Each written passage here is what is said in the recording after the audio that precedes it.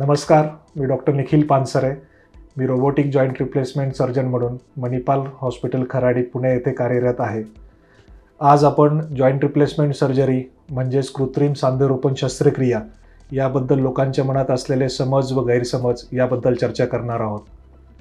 जसं सर्वांना माहिती आहे की जॉईंट रिप्लेसमेंट सर्जरी ही जेव्हा आपल्या शरीरातील एखादा सांधा, मुख्यत्वे करून नी जॉईंट म्हणजे गुडघ्याचा सांधा, हिप जॉईंट व खुब्याचा सांधा म्हणजे पेशंटला या संदर्भात असलेली माहिती की जी आपल्या मित्रपरिवाराकडून मिळू शकते, संबंधित डॉक्टरांकडून मिळू शकते किंवा आजकाल सहजपणे इंटरनेटवरही मिळू शकते.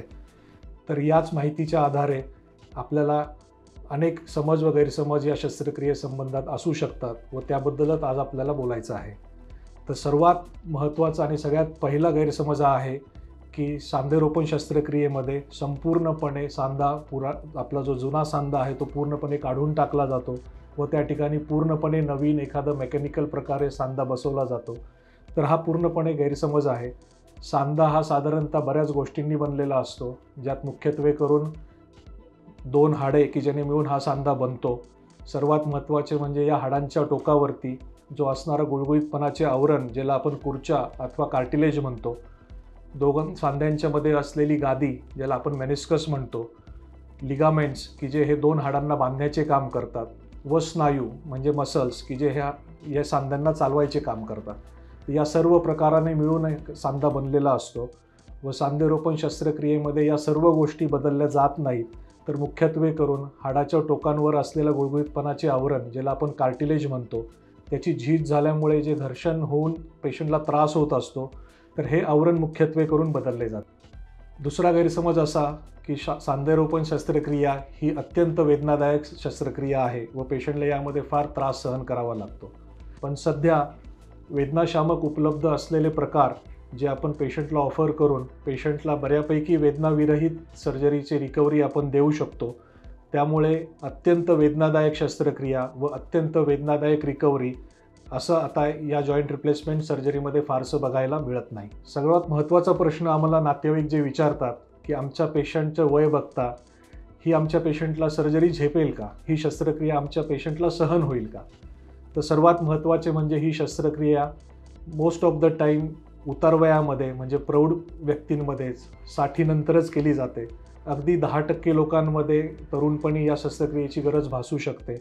त्यामुळे उतारवयामध्ये लागणाऱ्या या सर्जरीकरता ते सर्जरीचे जे प्रमाण ठरवले गेलेले आहेत, ती सर्जरी करण्याच्या ज्या पद्धती ठरवल्या गेल्या आहेत ते त्याचप्रमाणे फॉर्म केल्या गेलेल्या आहेत की जसे करून ही सर्जरी ही कोणती लाईफ सेव्हिंग सर्जरी नसता, याच्यामध्ये इमर्जन्सी असं काही नसतं. ही पेशंटची लाईफस्टाईल मॉडिफिकेशन सर्जरी म्हणजे जीवनशैली सुधारण्याची सर्जरी असल्या कारणाने ही सर्जरीचे डिसिजन घेण्याआधी प्रत्येक पेशंटचे फिटनेस रिपोर्ट बनवले जातात. फिटनेस रिपोर्ट म्हणजेच पेशंटची योग्यता या सर्जरीसाठी तपासली जाते. बऱ्याच पेशंटला या वयामध्ये डायबिटीस, ब्लड प्रेशर असे इतरही काही आजार असू शकतात. या सर्व आजारांचे व्यवस्थित कंट्रोलमध्ये आणणे व पेशंटची योग्यता या सर्जरीकरता वाढवणे याकरता फिजिशियन डॉक्टरांचा मोठाच वाटा असतो. व हे सगळे फिटनेस रिपोर्ट तयार झाल्यानंतरच आपल्याला पेशंटला सर्जरीकरता घेता येते. या फिटनेस रिपोर्टचे 2 फायदे मला सांगता येतील. एक की आपल्याला पेशंटची योग्यता या सर्जरीकरता व शस्त्रक्रियेकरता कळू शकते. या सर्जरीमध्ये संभाव्य धोके पेशंटला काय उद्भवू शकतात याची आपल्याला पूर्वकल्पना येऊ शकते व त्याप्रमाणे आपल्याला पूर्वतयारीही शस्त्रक्रियेदरम्यान ठेवता येते. अजून एक गैरसमज या शस्त्रक्रियेबद्दल म्हणजे ही सर्जरी व ही शस्त्रक्रिया फार गुंतागुंतीची व जटिल असते. तर सर्वात महत्त्वाचं म्हणजे ही सर्जरी अगदी काही स्पेशलाइज सेंटरमध्ये अत्यंत निष्णात व ट्रेंड सर्जनद्वारे केली जाते. या सर्जरीकरता लागणारी उपकरणे, या सर्जरीकरता लागणारा ट्रेन स्टाफ व एंटायर टीम ही या हॉस्पिटलमध्ये तयार असते. सर्वात महत्त्वाचे म्हणजे या ऑपरेशनकरता आजकाल अत्याधुनिक तंत्रज्ञान उपलब्ध आहे. जसे की आमच्या हॉस्पिटलमध्ये robotic assisted knee replacement surgery व हिप रिप्लेसमेंट सर्जरीसाठी ही सुविधा उपलब्ध आहे. रोबोटिक सर्जरीबद्दल पहिला गैरसमज जो आहे की एक रोबोट म्हणजे एक मशीन एंटायरली आपल्यावरती ऑपरेशन करते व इथे सर्जनचा काहीही रोल नसतो. तर हे अत्यंत चुकीचं आहे. आपल्यावर सर्जरी ही निष्णात सर्जनद्वारेच केली जाते. फक्त ती सर्जरी करण्याकरता रोबोटिक टेक्नॉलॉजीची सर्जन हेल्प घेतो. जनरली या सर्जरीमध्ये आपले निष्णात डॉक्टर व रोबोट हे दोघे मिळून पेशंटला लागणारे शस्त्रक्रियेचा प्लॅन जो आहे तो रेडी केला जातो.